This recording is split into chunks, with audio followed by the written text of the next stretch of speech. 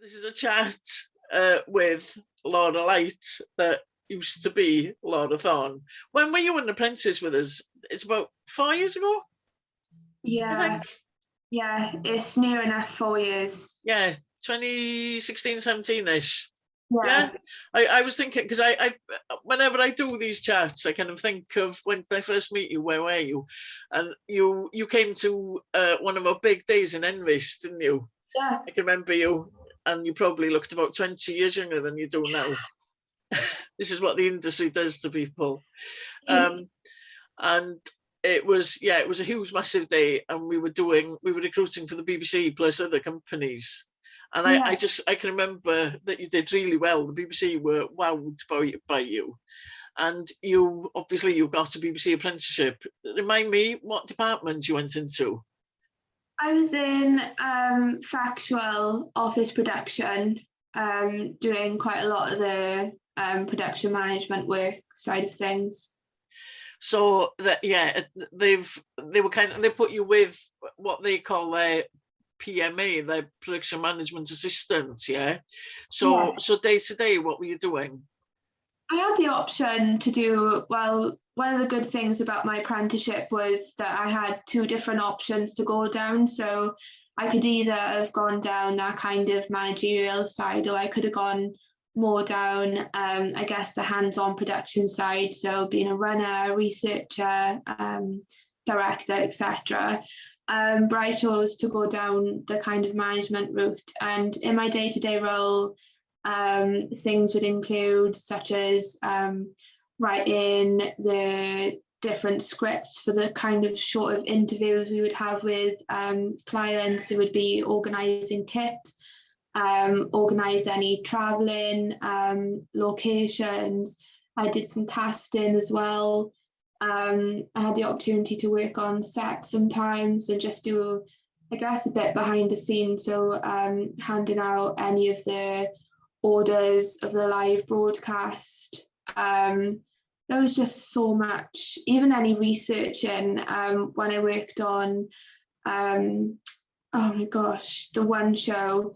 As part of my role, I would have to kind of investigate into different scenarios. We were doing one on Queen Victoria, so I kind of had to ring up all different museums, different art galleries, libraries, to kind of find out if all of our information that's being scripted is correct. And yeah, we just kind of made sure that the production was running, I guess, effectively, even doing post-production. So if we were just coming off a shoot, then my role would be to ingest the cards, ready for the editor to kind of go working with a producer. Yeah, it was extremely varied, helping to manage BBC iPlayer, so making sure that when an episode was finished, all of the right information was documented and uploaded as well.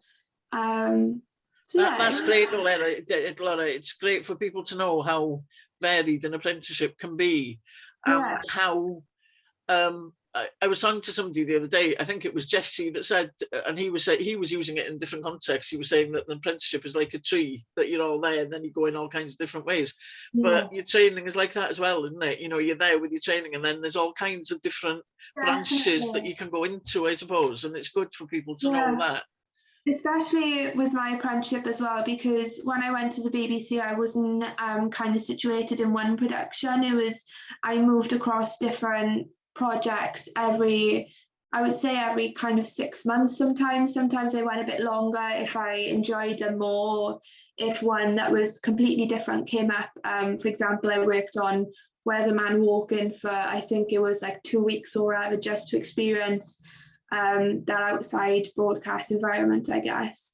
Didn't you do some music production as well? I remember you did. Did you? Yeah. I did Young Dancer, which was different. Yeah. I was able to kind of help design all of the brochures that were handed out on the actual event in the theatre where the final was. So even now, you wouldn't necessarily consider that as part of production management role, but for that production it was. So Yeah, and depending on the budget and the amount of crew, it's all hands on deck, isn't it? You know, quite often, especially when they're local productions, you don't have the budget to bring a company in to design the leaflets. So if you're not going to do it, who else is going to do it? Yeah, exactly. And you just, like, as an apprentice, I didn't really think I would have that opportunity. I thought I would just be there. And you do go there sometimes and you do get those kind of not million, but those basic roles, because that's what you're there to do as well. But I honestly never expected to have like a brochure going out to an actual final of quite a big or recognised dancing programme. Is quite bizarre, but even when I worked on the Champions League final, which came to Cardiff that year, which was really good, just little stuff that I was doing there, I never expected. I think there was one point where I had to arrange Pele's taxi from the airport right to his hotel. Like, you would never, and it's only like arranging a taxi, but it's the type of but did you know who Pele was at the time? No, now I do. So who told you that he was a big hero? My husband now, actually. I was like, oh, I've just arranged this this kind of taxi for this famous football player, apparently. He's like, who is it? Oh, Pele. He was like, what? So yeah, only the biggest footballer of all time. Yeah, I know, but yeah, it's those kind of situations that were really good in the apprenticeship. You kind of, every day you walked in, you kind of never knew what you were doing. Like odd days, I would kind of have to go on location and just, just go, and yeah, you just get stuck in. It's really good. That's great though. But then I remember then coming to the end of your apprenticeship, kind of two months to the end, say. Yeah. And I think this is a shock to lots of people, especially when they're fairly young, I think. That it takes till then for them to understand that there is no guarantee, even though we say that from the very beginning, there's no guarantee of a job. They don't have to give you a job. And I think people think, especially because you were working at the BBC, people think, oh, it's the BBC, they know what they're doing. And I think lots of people don't understand that even in the BBC, they don't know what they're doing in the next 6 months, or they haven't, that Casualty hasn't been greenlit for the next 5 years, that kind of stuff, that people don't get that. Yeah. So I can remember you were furiously looking for different jobs because you wanted security, which kind of makes sense. Yeah. So talk us through that process a bit. Yeah, so I think I was one of those people that literally joined the apprenticeship under the impression that, I would get a lifetime job in the BBC, but that isn't the case, and it's not reality anyway. Like, I took it on board as in that it gives me the opportunity to get more experience, and that once I do become more experienced, I can go back to the BBC, that it's not the end. I think I just had that big dream of being an apprentice and getting to the BBC, that my kind of, I guess, direction ended there. But what kind of, I guess I looked at the experience I gained from the experience from the apprenticeship, and I guess that's why apprenticeships are so good, because you do get that vast variety of different roles, and it enabled me to kind of look at myself and think, what do I really enjoy? Do I enjoy still being in the industry? Are there different aspects that I can take from it and kind of use to my advantage? And the answer was I still wanted to work in the industry. I fought really hard to get into it, and it's just because, you haven't got a job at the end, it doesn't mean it has to end there. There's still other companies, I don't know, industries, direct. You can go wherever you want, like the Trwy, as you said, you just continue on and you grow from it. But I just found that because I did production management, and I helped with a few social media bits as well, that kind of marketing in the broadcast industry was something that I could develop into. It's not something I necessarily thought about, but I knew I had the skills to do an assistant job at least, and see, well, maybe if I don't like it, then I could go into the more hands-on runner side of things, wherever that may be. And that's what I did. I kind of, as you know, I kind of searched far and wide for a job and a company that was still in the industry, I was so determined to still work close as possible to the BBC, still in Cardiff in Wales as well, and not travel. And yeah, that's what I did. I think if you just give up when you get told that there's no job, then it sounds really bad, but you're not going to get too far, because no, I think what you proved, Laura, is that if you're proactive, you'll get there.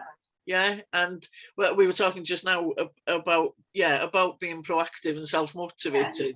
And if anyone of all our apprentices is self-motivated, they'd say, well, you're one of the best at that. Yeah.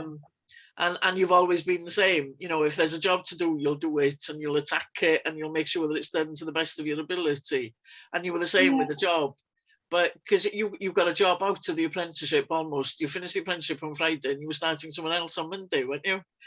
Yeah, and then I got told that I would have actually had a job there as well. So it was just, I think as a person, I'm quite, I don't want to say level-headed, but I need to have that kind of structure to my life. I can't just live on the edge, I guess, and that's why I didn't want to be a freelancer.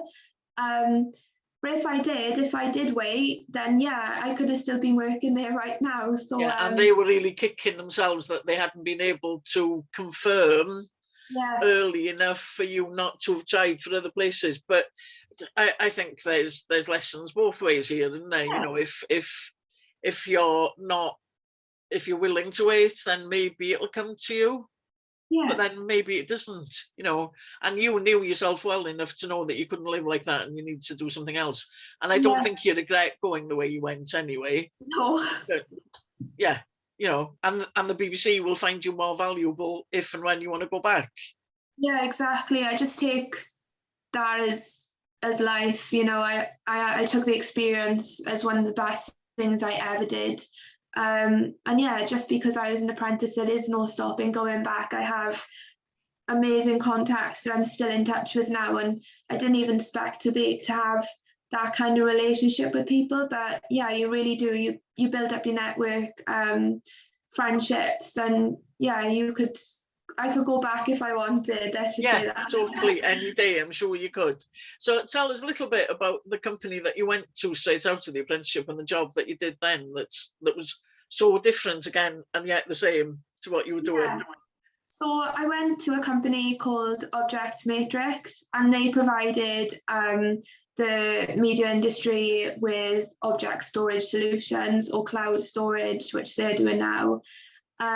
It's a very technical company. It's not something I'd necessarily want to kind of venture into. But I went there as a marketing assistant and was promoted as a marketing manager nearly 2 years ago. And yeah, I was working not directly with the BBC or any big broadcasters, but in places I was. So I was working with the likes of Madison Square Gardens on writing press releases and case studies, still with BBC Studio works, helping them with some, again, PR and case studies. But yeah, it's such a fun job. Like when I joined, again, I didn't know what I was really getting myself into. I saw that marketing was kind of related to what I did in the BBC, but it helped me to travel to Las Vegas and Amsterdam. I'd never been on an aeroplane before. And I was going for lunch with people, as I said, from like Madison Square Gardens, all these big sporting industries. And yeah, it was just really, really good. Marketing is a fun job, and it does relate so much back to the BBC completely. Yeah, and that's great. And then you were just telling us earlier on that you've left Object Matrix and now you've got a brand new job again. So moving on the tree again, yet another branch. Yeah, so I'm going to be joining Disguise in London. But again, with COVID, I don't have to move. So I'm going to be working remotely in Wales. And Disguise help create immersive video experiences. And they work closely with music artists, theatre productions, if there's any kind of huge monumental or big display on any buildings to, I guess, recognise COVID, for example. They did one on Brooklyn Bridge in New York recently. And they just do big visual, and as I said, immersive video displays. So what's your role going to be within that company then? So I'm going to be a senior marketing executive, and as part of my role, I'll be kind of managing all the social media accounts, so helping them to define their social media strategy, hopefully working with our different customers to make sure that our brand presence is succinct, so that, you know, if a music artist has kind of used our software in a recent tour, that they can kind of feature that somewhere on their social media accounts. I'll be heading up the company's branding initiatives as well to kind of make sure that it is consistent, where it's going to be a global company, which is hard when you have a small company to keep the branding on point, but it's one thing that I'm quite passionate about. So I'll be helping them with that. Their training initiatives too, so helping to train, or I guess helping to provide the right collateral for our engineers, our kind of graphic teams, to train any companies or customers that want to use our software, to make sure that they have the right resources. I'll be helping them with that. And also our customer engagement platform as well, which helps to kind of build a community, I guess, of different people who are interested in Disguise's software, and who use it as well to help them with any problems they have, share any, I guess, projects, and just interact and build our network internally as well. Yeah, that's really interesting, isn't it? Because again, it's the same, but it's very, very different. Yeah. Yeah.